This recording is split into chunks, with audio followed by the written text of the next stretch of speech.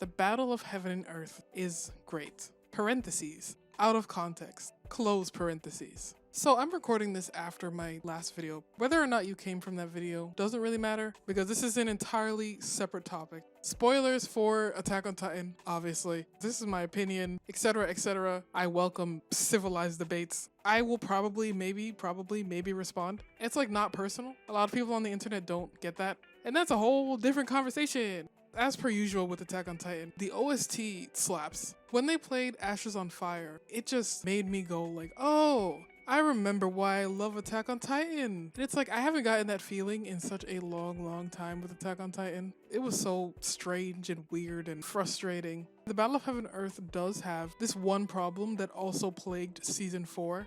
Ill-timed comedy. Like the Okapi moment. I get it, funny moment. Mikasa doesn't know what an Okapi is, but we're in the middle of this life or death battle. People are being stomped to death all around us. Oh no, what's an Okapi? Bro, it's not like Isayama lost his touch for comedic timing. The speech at the end where Armin is like, we're scouts, we don't give up. And Annie just turns to look at him like, I was in the military police. And then he goes, anyway, that was actually funny. You clearly still know how to do it, so like what's going on?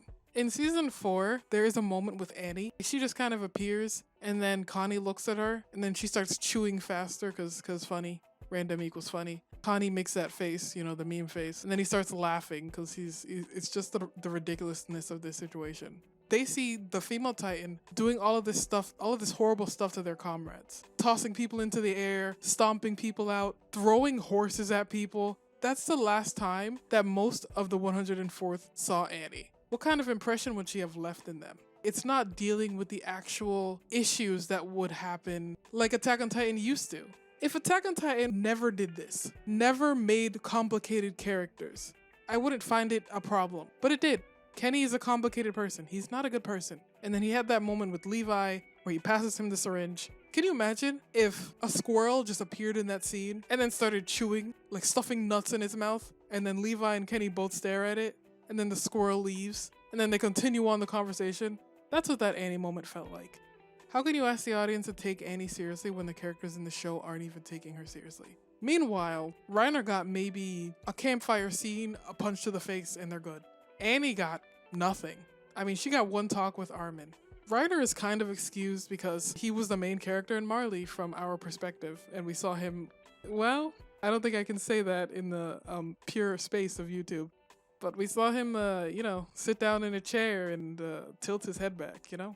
Annie was not given that character development. She just comes out the crystal, and then it's immediately funny moment time, like there was any development between 4 years ago and her coming out of the crystal. And I talk about this because these characters are in the Battle of Heaven and Earth. And Annie is really good in the Battle of Heaven and Earth. But you can't look at anything that happens without the context of what came before. If the Battle of Heaven and Earth was a standalone, if you can look at it separately from the rest of season 4, it's peak, but you can't. And in Annie's case, that's what came before it. So I just couldn't care about her. This video has no order, talking about good and bad. I'm just talking about everything. I think that the action was very good. It was like wit level. Like when Annie hardened the back of her heels and you could see it. Then she did that martial arts move where she drops her foot down on the opponent. It reminded me of Reiner vs. Eren.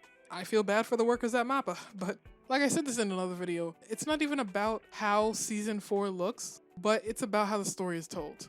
Even if the characters were the prettiest characters on the planet, they had like Mars Red level of attention to detail, it would still be bad. I think actually having better animation would highlight the story's flaws a lot more. I was already spoiled on Falco becoming a bird titan, so honestly, I didn't care about that much. If I wasn't spoiled, I think it would have bothered me a lot, but I've been spoiled for many years at this point, so it didn't bother me. I was just like, oh yeah, I knew that was coming.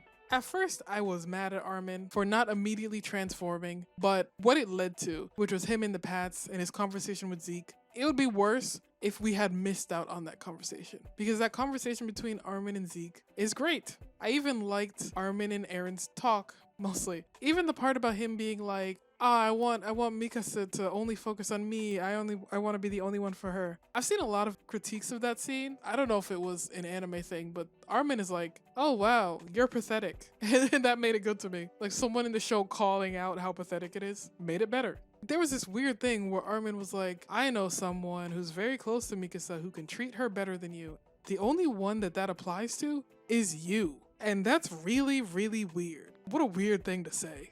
What an actual weird thing to say. Because I've never ever thought of Armin and Mikasa like that, and I hate you for putting that in my head. I hate you personally. I also liked Levi doing his best. Levi's Levi. He's the only character to come out of the entire series, I think, completely unscathed character-wise. Like, he doesn't change, and that's a good thing. When Zeke appears again, Zeke was waving at him, and it was like he had like a quest marker above his head. Because the way that Levi snaps to him, like it's the last trainer in a Pokemon game, and the player is just looming over them. That's what it felt like. And that was a little bit of comedy, because Zeke's like waving like, hey, Levi, hey, I hate you too, come kill me. Miss me something awful, eh, Levi? I can't say that I felt the same about you, though! Like, I just don't get what went wrong with Annie scenes and the Okapi scene. The great Professor Oak once said, there is a time and a place, but not now. There are not a lot of characters that come out unscathed from what season 4 has done. Well, I think Peak does, but Peak is Peak. She doesn't really have any development. Can you call becoming a traitor character development? She just switched sides, and not really, because she's still fighting for Marley, but she has to fight with Parody to fight for Marley. Any character that doesn't have any development doesn't count. I really like the former Titans coming back and fighting back, and that scene of Bertolt, like the single tear. I don't know why, but that really did get to me. I just wish some of the Pats people, I wish they had voices and dialogue. What would Bertolt say to Armin? If he could actually say something to Armin, what would he say to Armin? I guess we'll never know. If Grisha could actually talk to Zeke, if he could say even one sentence to Zeke, what would he say? What would Marcel say to Reiner? We'll never know. Peak immediately going for the KO.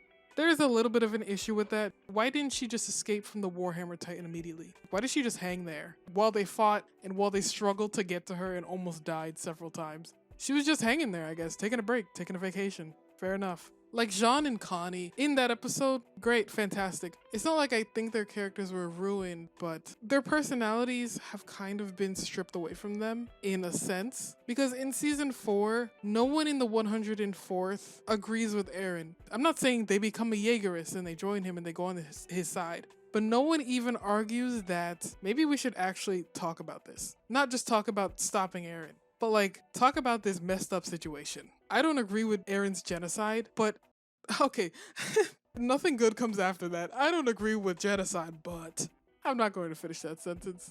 I don't agree with how far he went with his plan. And of course the characters in the show don't agree with it, but there's not one person that has mixed feelings about this. They have mixed feelings because Eren is their friend. You know, he's all our friends, he's Eren. Not one of them points out all the atrocities that Marley has done to Eldians, to them, and to the entire world to maybe deserve the war that they were in.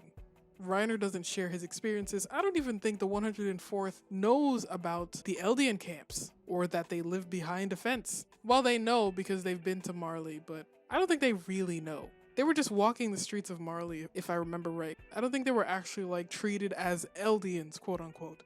Eren was the only one out of all of them who actually put himself in the position to be treated like an Eldian to the rest of the world. You would think at least that Connie would go try to kill Zeke. Even if it's an isolated location, they're scouts. They can figure it out. And they were under Captain Levi, so they would know probably where he would take Zeke.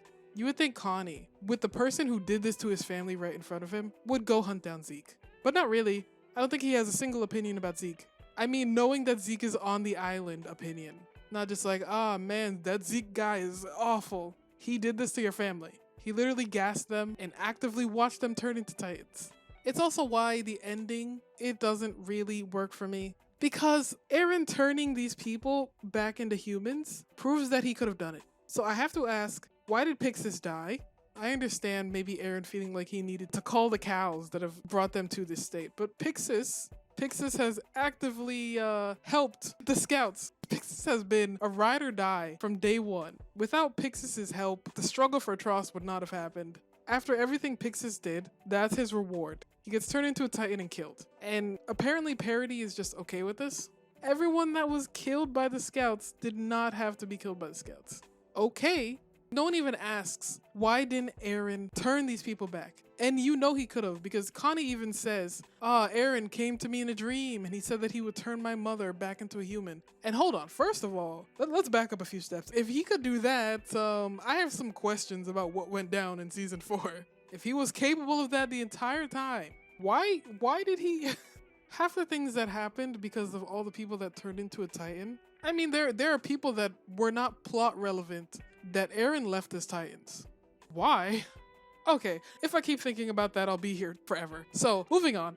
The Battle of Heaven and Earth, I'll say, is the best that Mikasa's been in a long time. And I really liked Mikasa and Eren's talk in the past. In my personal opinion, I must say this several times, season 4 was a regression for her, in my opinion. Like that girl who stole her scarf. I don't even know why Isayama included that, because Mikasa was so cruel to that girl for no reason. Why even include that scene? If you take out that scene, nothing changes, because I don't think we know fully that she died. I don't think the show ever comes back to her ever. So like, why? All that scene does is make Mikasa worse as a character. Like, who could watch her during that scene and be like, oh man, I like Mikasa more after this? What? And that's kind of the problem. Like, she's very, very good in the Battle of Heaven and Earth. I liked her and Eren stuff, and I know that's not a popular opinion. Her kissing the head was alright. Her carrying around the head was... She gave a reason for it. She was like, if I put the head down, someone's going to take it, or someone's going to try and destroy it because it's Eren and he's an enemy. I get that, but I can't ignore season 4 Mikasa. I just can't ignore that scene of her and that little girl. Like, she saved that girl way back in season 1, I think. And Mikasa back then started to fight for other people. Like, I remember when she saved that girl and she landed on the cart and she saw people cheering for her. And she saw like the impact of her actions that were not just Eren related. And she started, fighting for other people, fighting for Connie and fighting for Jean and saving other people that weren't just Eren and Armin. Like, she was expanding her circle. She seemed to actually care about people, care about other people. And then in season 4, it's like, nah, just Armin and Eren again. That's why I don't think I'll ever do a character analysis on Mikasa. It's just way too easy to misunderstand her because we don't know a lot about how she feels, except when she has like outbursts. After saving that little girl, it seemed like the first turning point for her character, like realizing what a scout was, realizing what she meant to people. Just to see 3 seasons later, her turn her back on that little girl, it felt to me like she was turning her back on that initial spike of character development. It was just so unnecessary. It's like the Battle of Heaven and Earth tries to undo the massive damage that one scene did to her, but too little too late, I guess. Oh, Ymir. I've seen a lot of criticism about her actually being in love with King Fritz, and I actually think it fits. I actually think it really does fit, because it was clearly not a love that was returned. She did so much for King Fritz, and he just kind of stomped all over her love over and over and over. And it's unfortunately kind of realistic, because that does happen to real people. That happens to real people where they pour love into somebody who doesn't give a single shit about them, but they pour love into them over and over and over, trying to get them to see, trying to get them to change, and that person uses them. Just uses them repeatedly over and over and over, knowing that the person will keep crawling back to them no matter how badly they treat them. And that's what it felt like. Ymir and King Fritz just felt like an abusive relationship. Like, Ymir didn't have anybody. She didn't have anybody, so she clung to King Fritz, because he was literally the only one that gave her attention, even if it was the wrong kind of attention. Like, she was just a slave to the others. She just got whipped and beaten up and fed to the pigs and forced to do chores. No one wanted her, No one wanted her around. She was just like slave number 476. So I understand why she loved, quote unquote, King Fritz. I think it was love, but I don't... Ymir's definition of love is definitely for another commentary channel to cover. I think it's a very complicated topic, and I would actually, if someone made a video on that, I would watch it because I think it's complicated and interesting, but too big for the scope of a video like this that's meant to just chat casually about a 1-hour episode with no structure or purpose other than I want to. I just think that Ymir's love for Fritz is more complicated than a lot of the criticism that I saw made it out to be, considering her abuse. I think Ymir having children for King Fritz made it way worse, because she was actually wanted and loved. She was their mother. They had to want her. They needed her, like she was an essential part of their lives. And I think that made it worse. That made her love, or her definition of love for King Fritz, way worse, because he gave her purpose. And because he gave her purpose, and literally no one else in the entire world did, she stuck with him.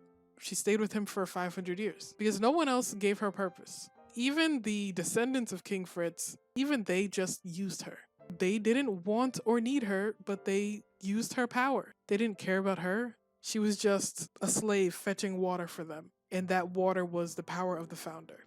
So of course she didn't respond to any of his descendants, their descendants. But she still followed King Fritz's orders, I guess, because she literally had no one else. That was the only bit of love that Ymir got in her sad life. It's no wonder she didn't fight back. And then Eren comes along, and he actually is the first person in 2,000 years to ask her her opinion. Ymir is probably the only character, the founder Ymir, is probably the only character to actually be improved by the end of the series. I actually think she's a better character to me now after watching that. She's one of the few to get actual character development, and I was starving for character development from anyone other than Reiner. Someone not named Reiner, please. I mean, Gabi, of course, had character development. How about this? I wanted character development from someone that was not Reiner and not related to Reiner. Historia had her baby. I made a whole video about that. My opinion did not move. Like, the needle on my opinion didn't even shake a little bit. I actually really liked the scene of everyone turning into titans. When the worm thing gassed everyone, and the way Jean and Connie stood together, knowing that they were about to die. Their talk to each other, it was so nice. In the way that Pete actually showed a little bit of character when she didn't want to leave her family. But Levi and Mikasa were just like, let's go. But then everyone turned back into humans, so that's cool, I guess. The consequences are unbalanced. Pixis and the other military commanders had to die when Eren clearly had the power to turn them back, but Jean and Connie and all the Marlians and the characters that we know, they just get to turn back. Interesting. I liked Don Young Capone. I mean, he has some banger one-liners, but looking at it objectively, he's a pretty nothing character. There's just not really much there in the way of characters or character development throughout season 4. The character development for most of the 104th is going from, man, I don't want to kill Eren, to, we gotta kill Eren. Like, they don't have any personal development at all. There was the credits and the ending and the after credit scene, but I was also spoiled on that, so I knew it was coming. I have no real opinion on it because I was spoiled on it. And once I got spoiled on basically everything, I just started watching videos discussing the ending because I was just like, you know what? Just forget it. How do I feel about Mikasa staying at Eren's grave? I also knew that was going to happen. The thing is with that scene is we don't know what happened in her life. Mikasa never expresses an opinion about what he's done. I don't think we ever know how she feels about the rumbling itself, like about what he thinks he's doing for parody. Even though Eren gives Armin 3 different answers. He's like, I don't know why I did it, because I felt like it. Oh, I was doing it for parody, and also I had to do it. I didn't have a choice. But what he said about protecting parody made the most sense to me. And I feel like that would be the most in line with Eren's character, for him to stick with his beliefs until the end. I don't think he would ever apologize, and he doesn't really. That's why there's so much speculation about everything being preordained and pointless, or him doing it just for the lulz. It's because Eren, for some reason, just did not give Armin a straight answer. And maybe he didn't know himself, I get that. But that's not very satisfying, I don't think. Because now we don't know which it is. We don't know what it is. And also, if the answer is actually for the lulz, that's the most unsatisfying answer ever. And because we don't know, it could be retconned at any time. So, the Battle of Heaven and Earth. It was great. It was great with 5 asterisks. Attack on Titan is finally over. And I guess I'll end this video the same way that Attack on Titan did. The end.